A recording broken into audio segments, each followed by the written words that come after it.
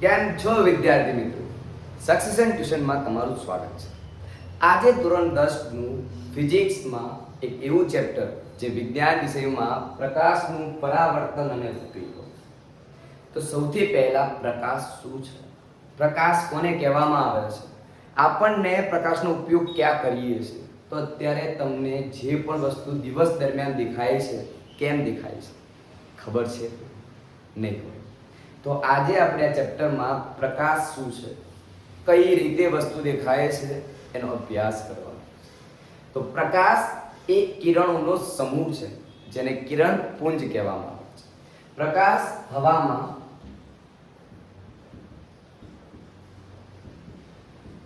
3×10⁸ metre પર સેકન્ડની ઝડપથી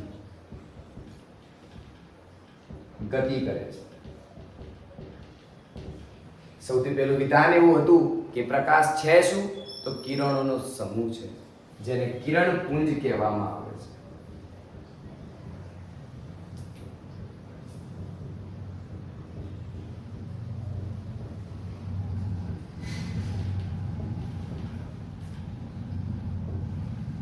પ્રકાશ એટલે કે કિરણોનો સમૂહ કિરણ પુંજ તરીકે ઓળખવામાં આવે છે. હવે થાય છે એવું કે જ્યારે પ્રકાશનું કિરણ કોઈ વસ્તુ પર આપાત થાય છે તો ત્યાં અથડાઈ ત્યાંથી કિરણો પાછા આવે છે અને પાછા આવી આપણી આંખમાં રેટિના ઉપર એનું પ્રતિબિંબ રચાય છે, જેથી કરીને આપણને આ વસ્તુ દેખાય છે. બોલવા જતાં વાર લાગે એવું છે, પરંતુ આ માઇક્રો સેકન્ડમાં થતા કામ છે. ખબર પણ ન પડે અને તમને દેખાય છે. અંધારું હોય ત્યારે દેખાતું નથી, પરંતુ જેવું લાઇટ ઓન કરીએ છીએ તરત જ વસ્તુ દેખાય છે. કેમ? પ્રકાશના કિરણો આવે છે, વસ્તુ પર પડે છે, પ્રતિબિંબ દેખાય છે. બીજું કહ્યું કે પ્રકાશના જે લાક્ષણિકતાઓ છે, પ્રકાશના કિરણો છે એ દરેક માધ્યમમાં પ્રસરી શકે છે. એમના માટે કોઈ પર્ટિક્યુલર માધ્યમ. હવે પ્રશ્ન આવ્યો, સાહેબ માધ્યમ એટલે શું? માધ્યમ એટલે કે હવા, પાણી, કાચ, ગમે તે માધ્યમમાં પ્રકાશ ગતિ કરી શકે છે. બરાબર? તો પ્રકાશના પ્રસરણ માટે માધ્યમ આવશ્યક નથી.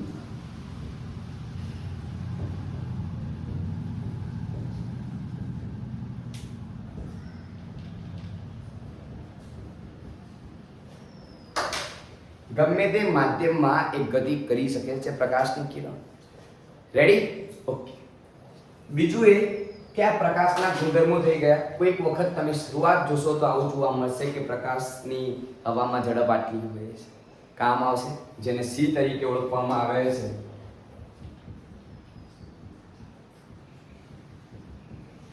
પ્રકાશ એ કિરણોનો સમૂહ એટલે કિરણપુંજ કહેવામાં આવે છે. દરેક માધ્યમમાં પ્રસરણ પામી શકે છે કિરણ. એના પછી આપણે શબ્દ આવ્યો માધ્યમ. તો માધ્યમ હવા, પાણી, કાચ ગમે તે હોઈ શકે છે. દરેક માધ્યમમાં પ્રસરી શકે છે.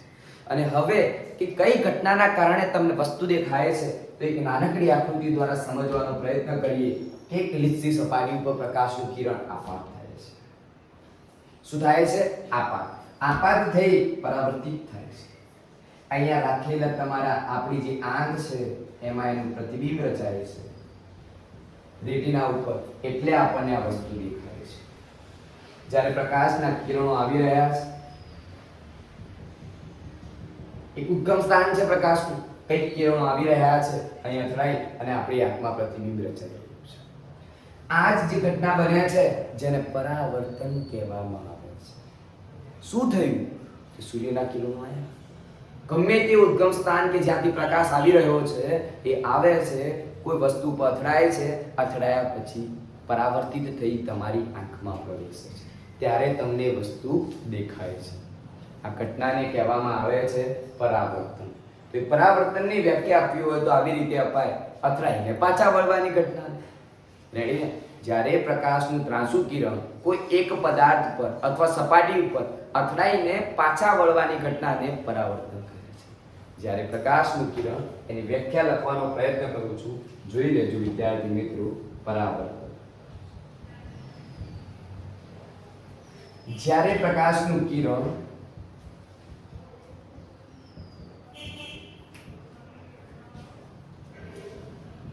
કોઈ એક સપાટી પર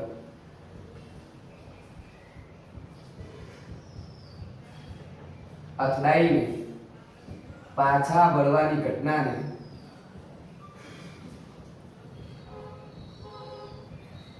પરાવર્તન કહે છે.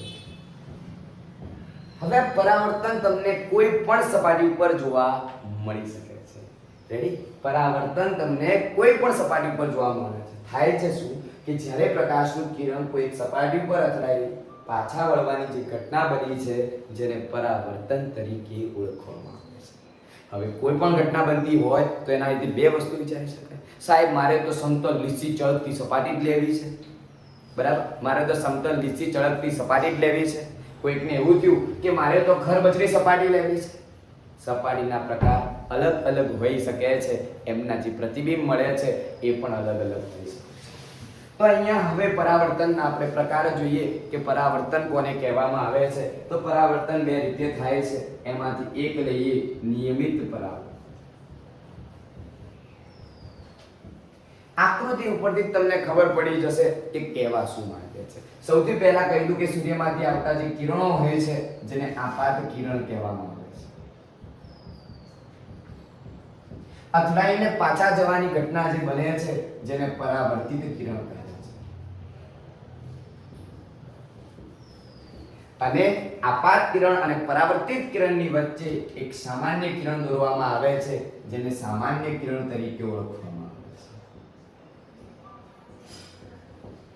તો આપાત કિરણ અને સપાટીને દોરેલો લંબ, આ સપાટીને એક લંબ દોરવામાં આવે છે જેને સપાટીનું સામાન્ય કિરણ અથવા લંબ તરીકે ઓળખવામાં આવે છે. તો આપાત કિરણે આ સપાટી સાથે દોરેલા લંબ સાથે બનાવેલા કોણને આપાત કોણ I કહેવામાં આવે છે જેને આપાત કોણ I કહે છે. અને પરાવર્તિત કિરણ સાથે બનાવેલા કોણને R કહેવામાં આવે છે જેને પરાવર્તન કોણ કહે છે. તમે નામ તો જુઓ. આપાત કિરણે સપાટી સાથે દોરેલા લંબ સાથે બનાવેલા કોણને આપાત કોણ, પરાવર્તિત કિરણ સાથે સપાટી સાથે લંબ સાથે બનાવેલા કોણને પરાવર્તન કોણ કહે છે. આ એની બેઝિક માહિતી થઈ છે. નિયમિત પરાવર્તન કોને કહેવાય? માત્ર આકૃતિ જુઓ એટલે તમારો કોન્સેપ્ટ ક્લિયર. સમતલ, લીસી અને ચળકતી સપાટી. સમતલ, લીસી અને ચળકતી સપાટી પર પ્રકાશના કિરણને આપાત થઈ પરાવર્તિત થતા કિરણો જો એકબીજાને સમાંતર હોય તો એને નિયમિત પરાવર્તન કહે છે. એક આકૃતિ જોઈએ શું કહેવા માંગે છે. આપાત થતા કિરણો છે તો પરાવર્તિત થતા કિરણો બધા એને જો સમાંતર હશે, આપાત થતા કિરણો એકબીજાને સમાંતર છે એમ જ પરાવર્તિત થતા કિરણો પણ એકબીજાને સમાંતર છે જેને કહેવામાં આવે છે નિયમિત પરાવર્તન. જ્યારે પ્રકાશના કિરણો સમતલ લીસી સપાટી પર આપાત થઈ પરાવર્તિત થતા કિરણો જો એકબીજાને સમાંતર હોય, જ્યારે પ્રકાશના કિરણો કોઈ એક સમતલ, લીસી કે ચળકતી સપાટી પર અથડાઈ પાછા ફરતા કિરણો જો એકબીજાને સમાંતર હોય તો તેને નિયમિત પરાવર્તન કહે છે.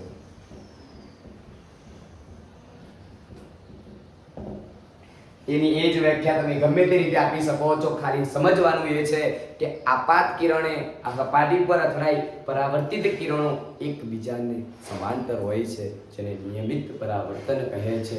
બે મહત્વના શબ્દો કે જ્યારે પ્રકાશના કિરણો કોઈ એક સમતલ લીસી સળગતી સપાટી ઉપર અથડાઈ પાછા ફરતા કિરણો જો એકબીજાને સમાંતર હોય તો એને નિયમિત પરાવર્તન કહે છે.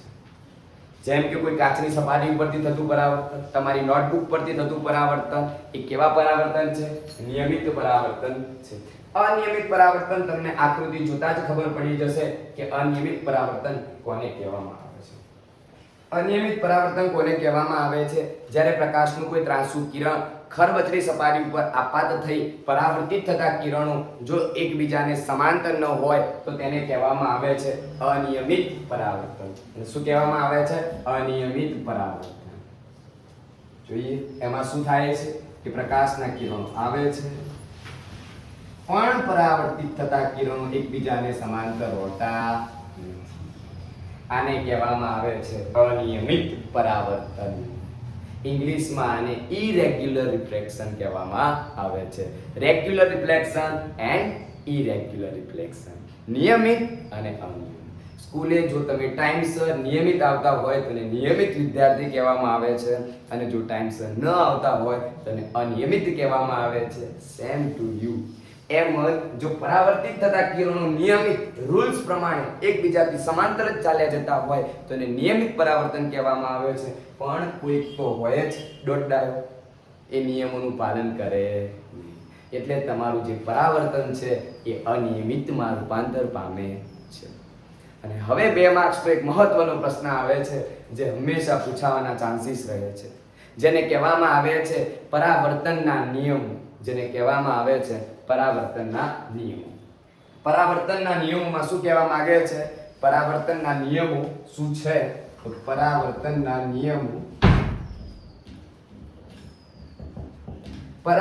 નિયમોમાં શું કહેવા માંગે છે? તો પરાવર્તનના નિયમોમાં એવું કહેવા માંગે છે કે તમારું આપાત કિરણ, પરાવર્તિત કિરણ અને સપાટીને દોરેલો લંબ. આપાત કિરણ, પરાવર્તિત કિરણ અને સપાટીને દોરેલો લંબ એક જ સમતલમાં હોય છે. આપાત કિરણ, પરાવર્તિત કિરણ અને સપાટીને દોરેલો લંબ એક જ સમતલમાં હોય છે. અને બીજો નિયમ, આપાત કોણ સાઈન બરાબર પરાવર્તન કોણનો સાઈન. બંને એટલે કે આપાત કોણ અને પરાવર્તન કોણ કેવા હોય છે? સમાન હોય છે. જેને પરાવર્તનના નિયમો કહેવામાં આવે છે. તમને 2 માર્ક્સમાં એવો પ્રશ્ન પૂછાય છે કે પરાવર્તન એટલે શું અને તેના નિયમો સમજાવો. What is reflection? Explain, write the law of reflection. તો તમારો આ ક્વેશ્ચન ઘણો મહત્વનો બની શકે છે. તો તમે આને તૈયાર કરી લેજો, જે આઈએમપી તરીકે ઓળખવામાં આવે છે. રેડી? આકૃતિ દોરી તૈયાર કરી લેજો, ઘણું કામ આવી શકે છે. જો તમને ખરેખર વિડીયો ગમ્યો હોય તો એને લાઈક, શેર અને સબસ્ક્રાઇબ કરજો, જેથી કરીને નવા વિડીયો તરત જ મળે. અને તરત જ જો લાઈક, શેર અને સબસ્ક્રાઇબ કરેલું હશે તો જેવો નવો વિડીયો આવશે તરત જ તમારું બેલ આઇકન જોવા મળશે. Thank you so much. Connecting succession.